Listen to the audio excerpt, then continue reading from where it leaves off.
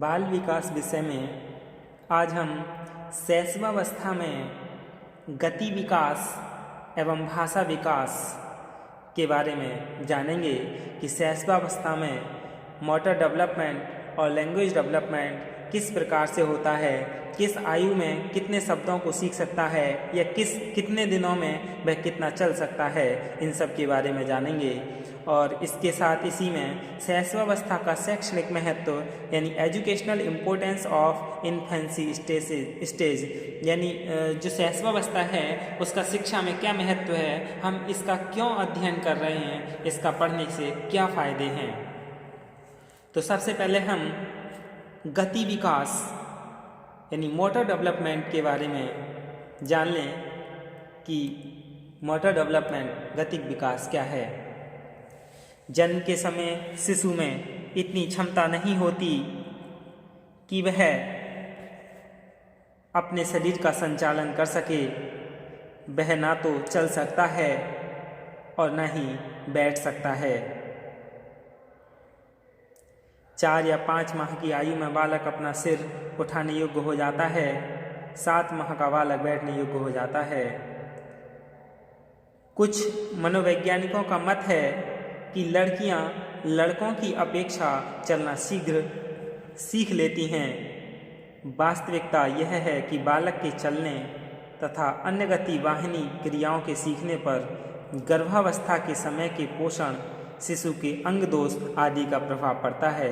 यानी जो गर्भावस्था है उसमें बच्चे किस तरीके की क्रियाएं करते हैं और किस तरीके का वह भोजन या पोषण ग्रहण करते हैं, उसी के आधार पर शिशुओं के अंग या अंग दोष आदि का प्रभाव बच्चे पर पड़ता है। तो अब हम इनका एक एक करके क्रियाकलाप जान लें। जैसे कि 1 माह का बालक थोड़ी ऊपर करना सीख जाता है। ये आयु मास में दी हुई है यानी महीने में दी हुई है। 2 महीने का बालक छाती को उठाना शुरू कर देता है और 3 महीने का बालक वस्तु पकड़ना तथा छोड़ना शुरू कर देता है। जब वो 4 महीने का होता है बालक तो सहायता से बैठना शुरू कर देता है, यानी किसी की सपोर्ट लेकर, यानी माता पिता या घर का जो भी सदस्य है बच्चे को पकड़ कर यानी वो सहारा लेकर के बैठना शुरू कर देता है।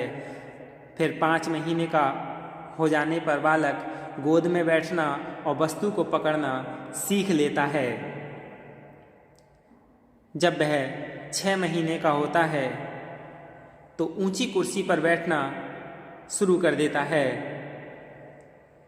और 7 महीने का होते होते बालक वस्तु से खेलना शुरू कर देता है। जब वह 8 महीने का होता है तो सहारे से खड़े होना शुरू कर देता है, यानी 8 महीने का बालक सहारा लेकर खड़ा होना शुरू कर देता है। जब वह 9 महीने का होता है तो फर्नीचर पकड़कर खड़ा होना, यानी अपने आप वह किसी भी चीज़ को पकड़कर वह खड़ा होना शुरू कर देता है। और जब वह 10 माह का हो जाता है तो घुटनों के बल चलना शुरू कर देता है। 11 माह का होते होते बालक सहारा लेकर चलना शुरू कर देता है, यानी उनके जो पैर हैं वो थोड़े मैच्योर होने धीरे धीरे शुरू हो जाते हैं।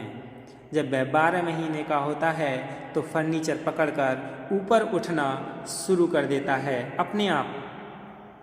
13 माह का बालक सीढ़ियों पर चढ़ना शुरू कर देता है, यानी 13 महीने का जब शिशु हो जाता है तो वह अपने आप सीढ़ियों पर चढ़ना शुरू कर देता है। 14 माह का बालक अकेले खड़े होना, यानी वह किसी भी चीज़ को पकड़ के या किसी भी चीज़ का सहारा न लेकर वह अकेला ही खड़ा हो जाता है। जब वह 15 माह का होता है, यानी 1 साल 3 महीने का जब बालक हो जाता है तो वह अकेला ही चलना शुरू कर देता है। यदि इस तरीके से बच्चे का विकास हो रहा है, गति विकास हो रहा है, तो बच्चा यानी प्रतिभाशाली ही बालक है। ये औसत गति विकास था। इसी से बच्चे का आकलन किया जाता है कि बालक पोषित है या कुपोषित है।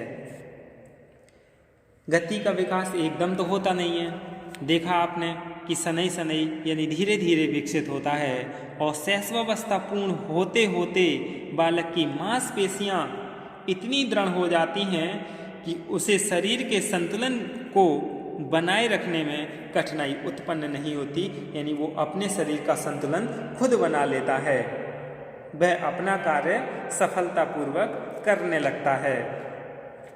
अब हम गति विकास के बाद भाषा विकास के बारे में जान लें कि शैशवावस्था में भाषा विकास किस तरीके से होता है। यानी स्कूल जाने से पहले बच्चों में भाषा का ज्ञान विकास उनके बौद्धिक विकास की सबसे अच्छी कसौटी है। यानी भाषा का विकास भी विकास के अन्य पहलुओं के लाक्षणिक सिद्धांतों के अनुसार ही होता है।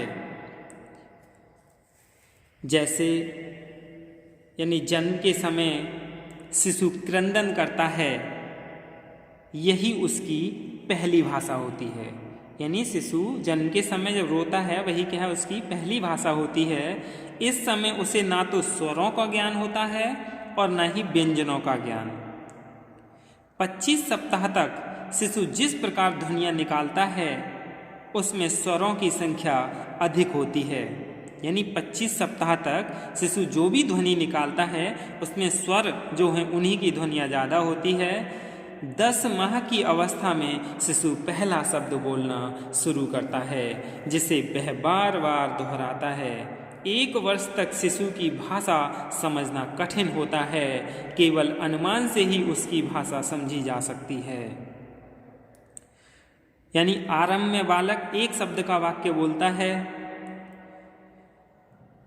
जो बालक है 18 मास के बालक की भाषा 26% समझ में आती है। जो 18 महीने का बालक है उसकी जो भाषा होती है वो 26% समझ में आती है। छोटे शिशु पानी के लिए मम कहते हैं और इसी प्रकार एक शब्द से वाक्यों का बोध कराते हैं। शैशवावस्था में भाषा विकास का क्रम इस तरीके का है, यानी इसे हमें याद भी कर लेना चाहिए क्योंकि कभी कभी कंपटीशन में पूछ लिया जाता है कि 6 वर्ष के बच्चे में कितने शब्दों का विकास हो जाता है। एक बार आया भी है। यानी जन्म से 8 माह तक बालक कोई शब्द नहीं सीखता है, 10 माह तक बालक एक शब्द जान जाता है और 1 वर्ष होते होते वह 3 शब्दों को बोलना शुरू कर देता है, जैसे पापा, बाबा, दादा, इस तरीके के शब्दों को बोलना शुरू कर देता है। 1 वर्ष 3 माह का बालक 19 शब्दों को बोल लेता है और 1 वर्ष 6 माह का बालक 22 शब्दों को बोल लेता है। 1 वर्ष 9 माह का बालक 118 शब्दों को बोल लेता है। 2 वर्ष का बालक 212 शब्दों को बोल लेता है और 4 वर्ष का बालक 1550 शब्दों को बोल लेता है। 5 वर्ष होते होते बालक 2072 शब्दों को सीख लेता है और 6 वर्ष का बालक 2562 शब्दों को भली भांति जान लेता है, सीख लेता है, बोलना शुरू कर देता है। यानी उसके 2562 शब्दों का शब्द भंडार हो जाता है। यानी शिशु की भाषा पर उनकी बुद्धि तथा विद्यालय का वातावरण भी अपनी भूमिका प्रस्तुत करता है। यानी किसी ने कहा है कि लड़कों की अपेक्षा लड़कियों का भाषा विकास शैशव काल में अधिक होता है। जिन बच्चों में गूंगापन, हकलाना, तुतलाना आदि दोष होते हैं उनका भाषा विकास धीमी गति से होता है। अब हम शैशवावस्था में शैक्षिक महत्व जान लें कि शैशवावस्था में शैक्षिक महत्व क्या है। शैशव काल में कि विभिन्न पहलुओं के अध्ययन का शैक्षणिक महत्व कम नहीं है। इसका अध्ययन करने के बाद इनका पालन पोषण और इनकी शिक्षा मनोवैज्ञानिक पद्धति से होनी चाहिए। यानी शैशव काल की हमने भाषा विकास, गति विकास, सामाजिक, मानसिक, संवेगात्मक इन सभी विकासों को जानने के बाद, यानी सभी पहलुओं को जानने के बाद हमें क्या करना है, इनका पालन पोषण और इनकी शिक्षा मनोवैज्ञानिक पद्धति से होनी चाहिए। इस काल के शैक्षणिक महत्व इस तरीके के हैं, जैसे शिशु के सर्वप्रथम अध्यापक माता पिता होते हैं। यानी वह शिशु जो है वो पहले घर पर ही माता पिता के हाथों पलता है, वे ही उसके पहले अध्यापक होते हैं। इसलिए माता पिता को ही सर्वप्रथम बालकों का शारीरिक, मानसिक, संवेगात्मक, सामाजिक विकास पर दृष्टि रखनी चाहिए। घर पर ही उन्हें शिक्षा देने का प्रबंध होना चाहिए। घर पर उन्हें उनकी मातृभाषा में ही शिक्षा देनी चाहिए। मातृभाषा में वे बड़ी आसानी से सीखते हैं और इससे उनमें सोचने, तर्क करने, समस्या का समाधान ढूंढने की शक्ति विकसित होती है। स्वस्थ शरीर में स्वस्थ मन के निवास के लिए उन्हें संतुलित भोजन देना भी जरूरी है। इसलिए इसका ज्ञान भी माता पिता को होना चाहिए। जलवायु आदि में परिवर्तनों में उन्हें सुरक्षा प्रदान करनी चाहिए, रोगों से उन्हें दूर रखना चाहिए। परिवार में रहकर उन्हें सामाजिक गुणों के विकास के अवसर मिलने चाहिए। इकट्ठे मिलजुल कर कार्य करना सिखाया जाना चाहिए। छोटे शिशु खेल प्रिय होते हैं, इसलिए इस आयु में माता पिता और अध्यापकों को यह चाहिए कि उन्हें खेलों से वंचित ना रखें, उनके लिए अच्छे अच्छे खिलौनों और वातावरण का उचित प्रबंधन करें। छोटे बच्चों की संगीत शिक्षा का प्रबंध भी होना चाहिए। इससे उनकी प्रवृत्तियों में, आदतों में, यानी जो हैबिट्स हैं उनमें सुधार होता है। इसे शिक्षा योजना में सम्मिलित करना चाहिए। जिस वातावरण में उन्हें शिक्षा दी जानी है उसमें अभिप्रेरण अवश्य होना चाहिए, यानी मोटिवेशन जरूर होना चाहिए। बिना अभिप्रेरण के छोटे छोटे शिशुओं में शिक्षा के प्रति रुचि उत्पन्न नहीं होती। तो शिक्षा के प्रति रुचि उत्पन्न करने के लिए माता पिता और विद्यालय में अध्यापकों को उनमें रुचि उत्पन्न करनी चाहिए। हम कह सकते हैं कि शिशु काल में बच्चों का विकास बहुत तीव्र गति से होता है। इसलिए बच्चों के व्यक्तित्व की नींव रखने और उसके विकसित होने के अवसरों की अवस्था उसी तीव्रता से करना भी अति आवश्यक है। यह कार्य अध्यापक तथा माता पिता को करना चाहिए। इसीलिए शैशवावस्था के सारे पहलुओं को प्रशिक्षण कोर्सों में अध्ययन कराया जाता है, ताकि वह बच्चों का समुचित तरीके से मनोवैज्ञानिक ढंग से उनका और अच्छा पालन पोषण कर सकें। धन्यवाद।